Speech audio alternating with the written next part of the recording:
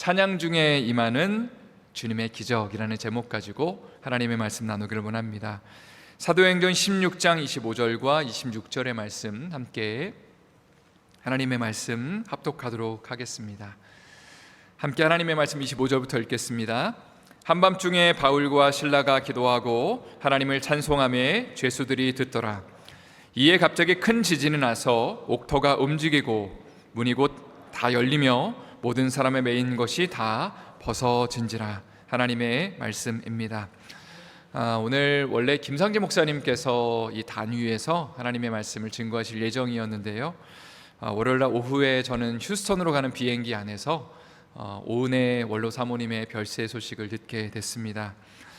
그때 들었던 첫 번째 생각이 뭐였냐면 내가 빨리 예정보다 좀 먼저 필라로 가야겠다. 왜냐하면 또 아파하고 있는 성도들, 또 여러 가지로 좀 혼란스러워하는 성도들에게 좀 하나님의 말씀으로 위로하고 격려할 필요가 있겠다라는 생각이 들어서 조금 일찍 와서 오늘 하나님의 말씀을 전하기 위해서 제가 이 단위에 서게 됐습니다. 사도행전 16장의 말씀을 통해서 우리의 삶의 고난과 아픔들도 예측하지 못하는 그런 일들이 임했을 때에 우리가 어떻게 하나님 앞에 반응할 수 있을지를 오늘 성도 여러분과 함께 나누고 싶습니다. 사도행전 16장 말씀은 사도 바울과 실라가 2차 전도 여행을 위해서 파송을 받게 됩니다. 특별히 루스드라라는 곳에 갔는데 디모데라는 제자를 만나서 이제 그 사람에게 아마 세례를 줬을 거고요. 그리고 디모데와 함께 2차 전도 여행을 함께 다니게 됩니다. 한번 다음 슬라이드를 보시면 2차 전도 여행의 지도가 나와 있습니다. 빨간색으로 표시된 곳이 루스라는 지역이고요. 그리고 나서 이제 이 바울 일행이 그 아시아 지역 일대를 여기저기를 다니면서 성령의 복음을 전하지 못하게 하셨다라는 장면이 등장합니다. 성경에서는 부르기아와 갈라디아를 지나 무시 앞에서 비두니아로 가고자 했었지만 예수의 영이 허락하지 않았다. 그러니까 몇 주에 걸쳐서 여기로 갔을 때 복음을 증거하지 못하게 하시고 또 다음 장소로 갔을 때도 복음을 증거하지 못하게 하셨다. 그러면서 드로아까지 갔는데 파란색 이제 네모난 곳으로 표시된 곳이 드로아입니다. 여기 갔을 때에 마게도냐 사람이 와서 이제 이리로 도우라라는 환상을 보게 됩니다. 그래서 이 바울 일행이 기도하는 가운데 우리가 이제 마게도냐로 그리스 지역으로 넘어가는 것이 하나님의 뜻이다라는 확신을 가지고 넘어가서 복음을 증거하게 되죠.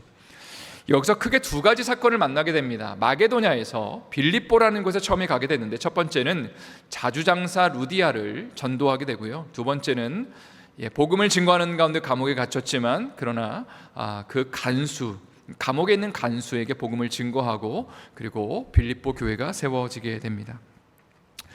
몇 주 전에 함께 나눴지만 우리가 여기서 한번 생각해 볼 것이 무엇이냐면 하나님의 인도하심을 받는 방법에 대한 것입니다. 첫 번째는 소극적인 인도하심이고 두 번째는 적극적 인도하심이라고 제가 나누었습니다. 무슨 얘기냐면 하나님을 위해 삶을 인도하실 때에 때로는 소극적으로 거절하는 걸 통해서 무언가를 하려고 할 때에 길을 막으시는 거죠. 이건 아니야 라는 사인을 주심을 통해서 우리의 삶을 인도하실 수 있고, 혹은 두 번째로 적극적으로 그 사도 바울 일행이 마게도냐 환상을 본 것처럼 이리로 가서 도우라, 직접 어디로 가라라고 지시하시는 걸 통해서 하나님이 우리의 삶을 인도하실 수 있다는 것입니다. 성도 여러분, 그런데 한번 생각을 해보십시오. 지금 마게도냐 환상을 통해서 어렵게 그 환상을 보고 이제 그 지역으로 넘어가서 복음을 증거한다면 우리가 기대하는 것은 하나님의 역사가 일어나고 하나님의 영광이 그 바울 일행을 통해서 펼쳐지는 것입니다. 특별히 지금 사도 바울과 실라와 동행하고 있는 사람 중에 하나는 바로 어린 디모데입니다. 루스드라에서 복음을 듣고 회심하고 난 다음에 예수님을 잘 따르기로 하면서 바울 일행을 따라서 지금 여행을 하고 있습니다.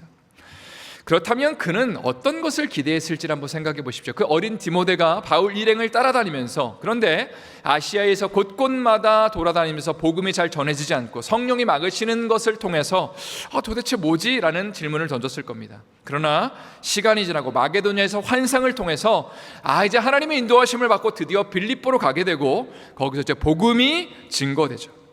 특별히 처음에 자주장사 루디아가 복음을 접하게 되고 받아들이게 됩니다. 아마 디모데 입장에서 하나님의 역사가 이제 펼쳐지겠구나라는 생각을 하게 되는데, 그 다음에 나오는 것이 바로 오늘 본문에 나오는 이야기입니다. 복음을 전하는 과정에서 사도 바울 일행이 감옥에 갇히게 되는, 하나님의 뜻대로 분명히 인도함을 받고 무엇인가를 실행하면 잘 돼야 되는데, 은혜가 임해야 되는데 갑작스럽게 감옥에 갇히게 되는 그런 사건이 바로 오늘 본문의 내용입니다. 사도행전 16장 22절과 23절의 말씀을 한번 다 같이 저희 읽어보도록 하겠습니다. 22절 23절 말씀 읽겠습니다. 무리가 일제 일어나 고발하니 상관들이 옷을 찢어 벗기고 매로 치라 하여 많이 친 후에 옥에 가두고 간수에게 명하여 든든히 지키라 하니.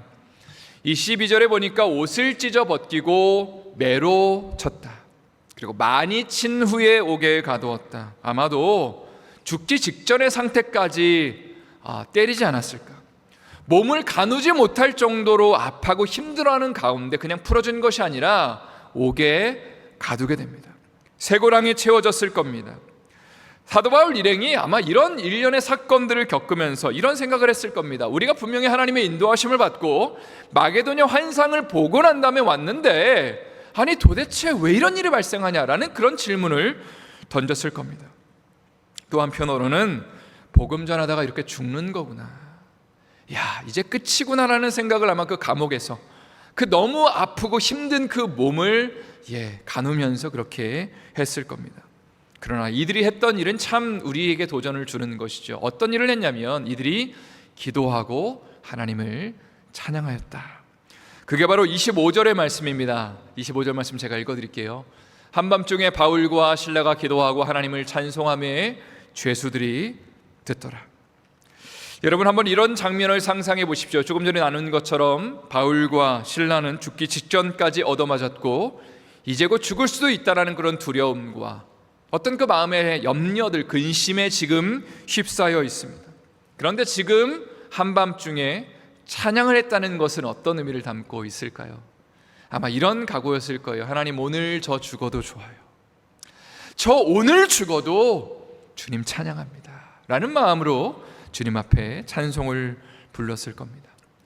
사실 우리가 생각하는 찬양의 개념은 좀 다른 겁니다. 하나님의 일하심을 보고, 하나님의 역사를 좀 보고, 하나님이 정말 우리의 기도에 응답하시는 것을 보고 그때서야 하나님을 예배합니다, 하나님을 찬양합니다, 하나님의 일하심을 우리가 고백합니다라고 우리는 그렇게 하나님 앞에 반응하기를 원하죠. 그러나 바울과 실라는 감옥에 갇혔지만 주님을 찬양하고 있죠. 왜 그럴까 생각을 해보니까 바로 우리가 믿고 고백하는 복음이 우리의 삶 가운데 어떤 정황과 아픔이 있다 하더라도 주님은 우리를 위해서 십자가에 죽으셨고 고난을 당하셨고 피를 흘려주셨고 그리고 우리를 위해서 부활하셨기 때문에, 구원하셨기 때문에 어떤 상황에서도 감옥에 갇혀도 주님을 예배하고 찬양할 수 있는 것이 우리의 신앙생활의 고백이 아닌가라는 생각을 하게 됩니다. 그리고 주님을 찬양할 때에 어떤 일이 일어났냐면 지진이 일어나게 되고 옥문이 열리면서 거기서 감옥의 간수가 예수님을 믿게 되고 그리고 빌립보 교회가 세워지게 되는 것이죠. 성도 여러분, 저를 한번 힘차게 따라해 주시면 감사를 드리겠습니다. 다음 슬라이드를 한번 보시면서 저를 따라하겠습니다. 찬양은 주님의 기적을 경험하는 비결입니다. 사실 이 땅을 살아가면서 이해되지 않는 일들이 너무나 많이 발생합니다. 어떤 일들을 어떻게 해석할지, 어떻게 받아들여야 될지 정리가 안 될 때가 있죠. 그때 우리의 마음이 너무나 복잡하고 때로는 근심과 걱정에 쌓이게 됩니다. 그러나 오늘 본문에서 바울과 실라는 이해되지 않는 상황에서 주님을 찬양하였죠. 아마 어린 디모데가 이 모습을 보면서 어떤 생각을 하게 됐을까요? 디모데가 감옥에 갇혔다는 얘기는 나오지 않습니다. 그러나 디모데가 바울 선생님과 실라가 감옥에 갇히는 그 모습, 그걸 보면서 신앙생활이 도대체 뭔가를 질문하지 않았을까요? 처음에는 아니 예수님 믿으면 인도함 받고 그 헤매는 가운데 인도함을 받고 왔으면 하나님의 영광이 펼쳐져야 되고 정말 복음의 증거 역사가 일어나야 되는데 아니 왜 감옥에 갇히지라는 그런 질문을 분명히 던졌을 겁니다. 그러나 감옥에서도 찬양하더라. 감옥에서도 찬양하더니 하나님의 영광이 임하고 옥문이 열리고 그리고 그곳에 교회가 세워지는 그 모습을 보면서 디모데가 이런 생각을 했을 겁니다. 아, 예수 믿는 게 이런 거구나. 상황과 환경 바라보는 것이 아니라 십자가에서 죽으시고 나를 위해서 부활하신 예수님 바라보면서 주님 바라보며 찬양하는 것이, 그 가운데 기적을 경험하는 것이 바로 신앙생활이라는 것을 그는 절감하며 깨달았을 것입니다. 사실 지난 월요일 날 비행기 안에서 오웬 사모님의 별세 소식을 듣고 참 많은 분들이 굉장히 놀라셨을 거라고 생각을 합니다. 저도 비행기 안에서 이 소식을 듣고 아니 도대체 이게 무슨 일인가, 아니 어떻게 이런 일이 발생하는가, 하나님 앞에 정말 좀 따지고 싶은 마음이 많이 들었습니다. 또 제 아내와 사모님들 이야기 나누면서 많이 울고, 아마도 사모님과 보냈던 그 시간들, 같이 밥을 먹고 또 여러 가지 도움을 드리고 또 이야기를 해드리고 이야기를 듣는 그 추억들이 있었는데, 사모님을 이제 더 이상 볼 수 없다라는 그런 생각을 하게 되니까 이것이 너무나 갑작스러운 사건으로 받아들여지는 것 같았습니다. 하물며 30년 동안 우리 사모님과 함께 동고동락하셨던 성도님들의 마음이 얼마나 아프실까, 또 얼마나 좀 마음이 복잡하실까라는 그런 생각을 하게 됐습니다.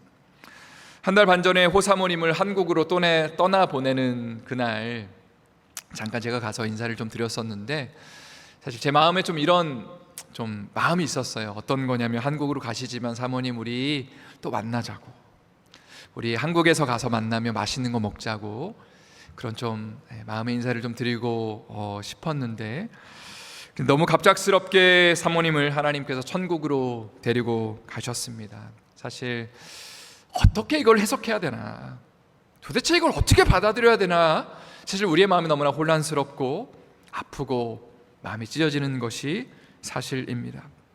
그러나 우리가 적어도 오늘 본문을 통해서 이해되지 않는 일들을 만날 때에, 기가 막힌 일을 당할 때에 우리가 어떻게 반응해야 되는가라고 질문을 한다면, 그것은 신실하신 주님을 노래하는 것, 그리고 우리를 위해서 죽으시고 부활하신 예수님 바라보면서 천국 소망하는 것이 아닐까라는 생각을 하게 됩니다. 마지막으로 예수님께서 자신의 사랑하는 친구 나사로의 죽음 앞에서 어떤 반응을 보이셨는지 여러분과 나누고 말씀을 마치고 싶습니다. 요한복음 11장 35절 말씀을 한번 다 같이 읽어보도록 하겠습니다. 같이 읽겠습니다. 예수께서 눈물을 흘리시더라. 팀 켈러 목사님은 이 부분에 대해서 다음과 같은 설명을 하셨습니다. 예수님은 자신이 곧 있으면 나사로를 일으키는 기적을 일으킬 것을 알고 있었습니다.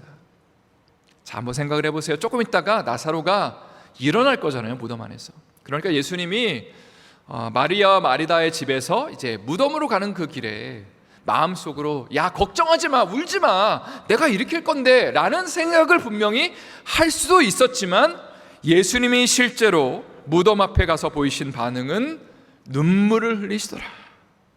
슬퍼하며 우시며 분노하셨다라고 되어 있습니다. 세상을 만드신 창조주 하나님, 그 하나님의 아들이신 예수님께서 자기가 만든 세상에서 무엇인가 일어난 일에 대해서 지금 노하시며 눈물 흘리며 애통하셨다는 것이죠.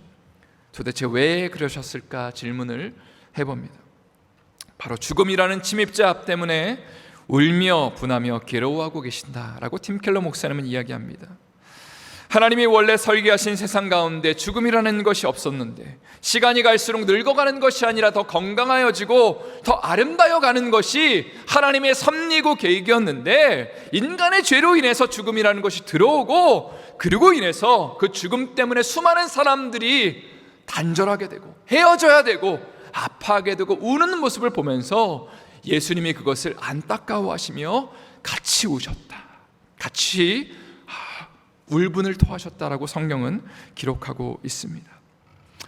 말씀을 마무리하면서 이런 도전을 드리고 싶습니다.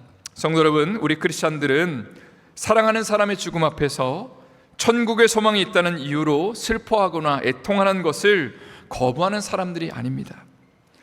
오히려 예수님이 그렇게 하신 것처럼 아프고 힘들어하는 사람들을 애도해야 되고 같이 눈물을 흘려야 되고 서로 안아주며 하나님의 은혜를 구해야 합니다.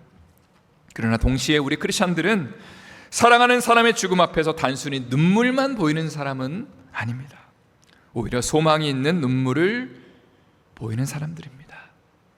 참 힘들고 어렵지만 예수님께서 십자가에서 우리를 위해 죽으시고 부활하셨기 때문에 우리의 죄 문제를 온전히 사하시고, 그리고 우리가 죽어서 지옥에 가는 것이 아니라 천국에 가는 것을 우리는 알고 있고 확신하고 있기 때문에 우는 가운데, 슬퍼하는 가운데, 그럼에도 불구하고 천국에서 다시 만나요. 천국에서 우리 곧 만나요라고 고백을 하면서 우리가 하늘의 소망을 품는 것이 바로 우리의 삶에 기가 막힌 일을 당하는 그 사람들을 향한, 아프고 연약한 자들을 향한 우리의 마땅한 반응이고 자세라는 것입니다. 이러한 은혜와 축복과 또 위로와 격려가 우리 특별히 고은혜 원로 사모님을 저희가 이제 애도하고 또 천국에 가신 것을 우리 마음 가운데 새기는 이 기간 속에서 우리가 충분히 같이 좀 아파해드리고 같이 슬퍼해드리고, 그러나 이것이 끝이 아니라 주님, 그래도 우리는 이 기간에 주님을 찬양합니다. 신실하신 주님을 바라보면서 하나님이 교회를 사명감 있게 세워갑니다.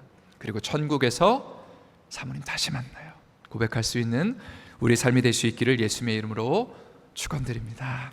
다시 한번 예수님의 이름으로 축원드립니다.